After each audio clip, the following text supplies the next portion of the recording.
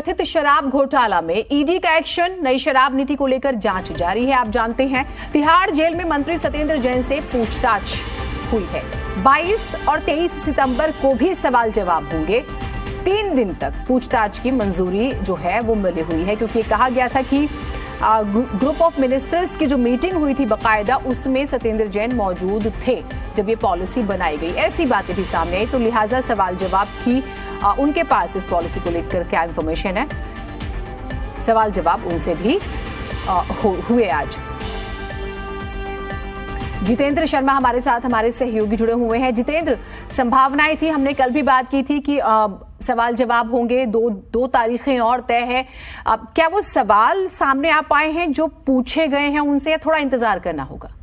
देखिए, जो सवाल पूछे जा रहे हैं उसके लिए इंतजार करना होगा, लेकिन इतना जरूर है कि जो लाइन ऑफ इन्वेस्टिगेशन है वो ये है कि जो लीकर पॉलिसी है, जो दिल्ली सरकार एक्साइज पॉलिसी लेकर के आई थी, उसको बनाने में किस तरह से कैबिनेट ने मंजूरी दी थी, कैबिनेट में कौन कौन लोग शामिल थे, और किस तरह से मनीष सिसोदिया को एम्पावर कर दिया गया था कि वो सिर्फ अपने ही अकेले ही वो इस पूरी पॉलिसी को डिजाइन करे। और जो रूल ऑफ बिजनेस जिसको कहते हैं कि जब सरकार चलाने के जो नियम कायदे होते हैं, जिसमें कैबिनेट मीटिंग बुलानी होती है, कैबिनेट मीटिंग बुलाने से पहले 48 घंटे पहले जो एलजी हैं उनको बताना होता है कि इस मुद्दे पर कैबिनेट मीट बुलाई जा रही है, और उसका आउटकम जो होता है वो भी एलजी को बताना होता है। लेकिन जो एलजी ने अपनी जो रिपोर्ट्स तैयार की थी, जिसके बेस पे सीबीआई इंक्वायरी करने के लिए बात कही गई थी, उसमें पाया गया था कि काफी सारे फ्लॉज थे, यानी कि जो तय नियम थे उनको इग्नोर किया गया, उनको अनदेखा किया गया। इसके अलावा जो पूरी एक्साइज पॉलिसी है वो सिर्फ मनीष सिसोदिया ने बनाई।